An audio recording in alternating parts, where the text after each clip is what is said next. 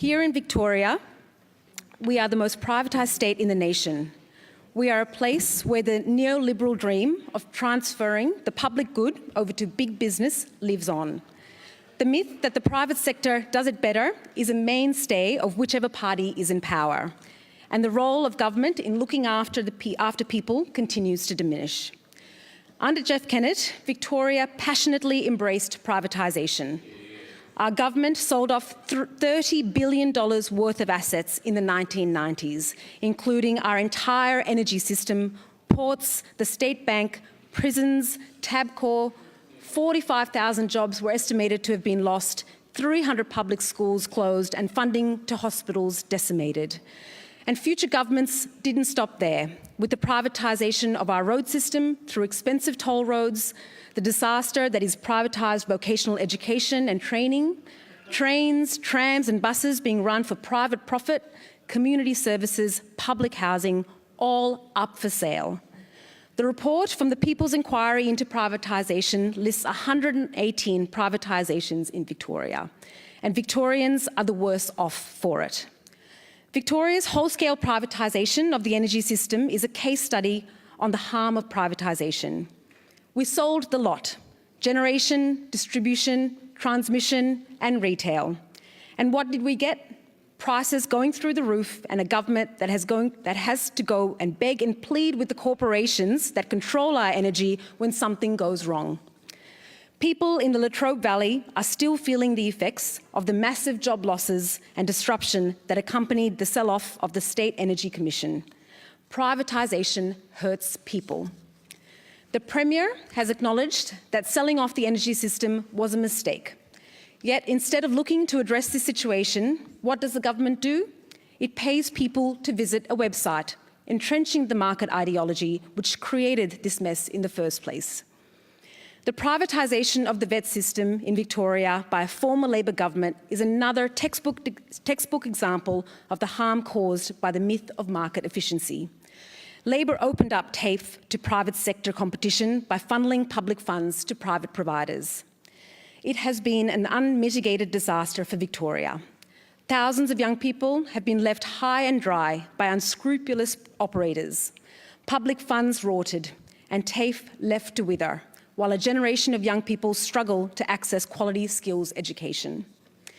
We welcome the government's budget announcement on selected free TAFE courses, but again, the Labor government is failing to address the systemic problem it created. TAFE needs to be restored as the well-resourced, high-standards public provider of vocational education and training. Public transport is another example of privatisation failing the people of Victoria. Increased fares, overcrowded and unreliable trams, trains and buses is the result of this misguided approach to managing essential public services. There is not much of society that hasn't been touched by privatisation in Victoria. The law and order policies of the old parties funnel people into private prisons. Governments sell off our precious forests to turn them into pulp. Healthcare is increasingly privatised, with just this morning the news of private hospitals closing down, leaving hundreds of workers with an uncertain future. Our civic institutions and public spaces are not safe either. Selling out Federation Square to Apple is the latest example of privileging big corporates over people.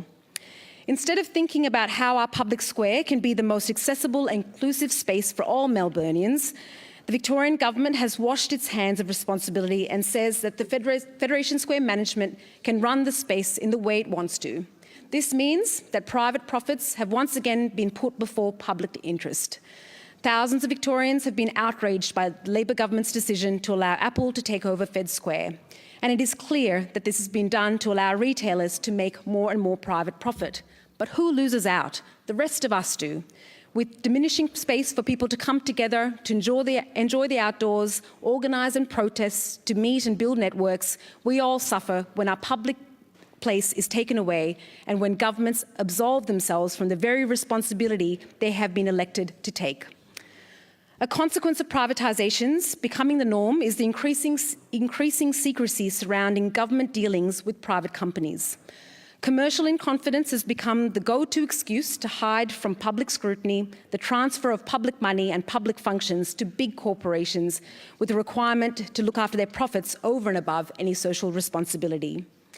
In this place, in the immediate recent past, we have seen so many examples of government evading its responsibility to be transparent and accountable. From ramming through the Westgate Tunnel project to selling off our public housing, commercial in confidence excuses means the government refuses to tell the public what they are doing with public funds and how much of it they are transferring it straight into the super profit lines of huge corporates. I recommend members take time to read the report from the People's Commission into Privatisation, an excellent initiative from the CPSU. It outlines the failure of privatisation in a range of sectors, from energy to community services to prisons to vet, and does so by telling the stories of people's experiences of the privatisation of these essential services. The report clearly demonstrates that privatisations do not have the support of the people. It is the agreement between Labor and Conservative parties that allow privatisations to continue in the face of opposition from the public.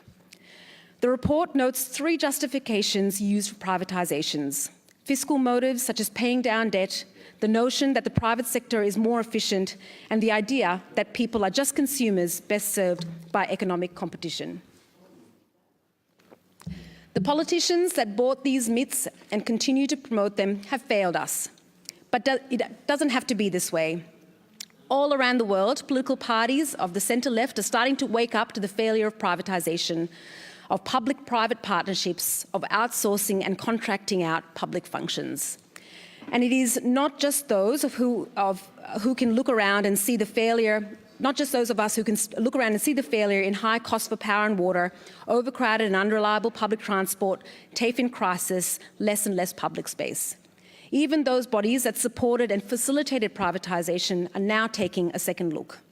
The IMF and World Bank now acknowledge that the theory that the private sector will be more efficient is not necessarily correct. After promoting privatisation for many years, Rod Sims, chairman of the Australian Competition Consumer Commission, is now on record saying that he is now almost at the point of opposing privatisation because it's been done to boost proceeds.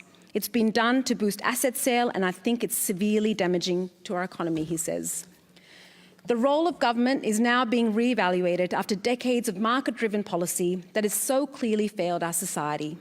A whole generation of Victorians don't know that things can be better, but they can. Governments can and should do more to provide essential public services that serve the public interest, not corporate profit. Now is a time to draw a line in the sand and say no more. Stop selling monopoly services like the land titles registry functions to fund a surplus. Stop washing your hands of community services like disability group homes. Stop making dodgy secret deals for private roads with the likes of Transurban. Stop transferring public housing to private developers. Stop selling our state.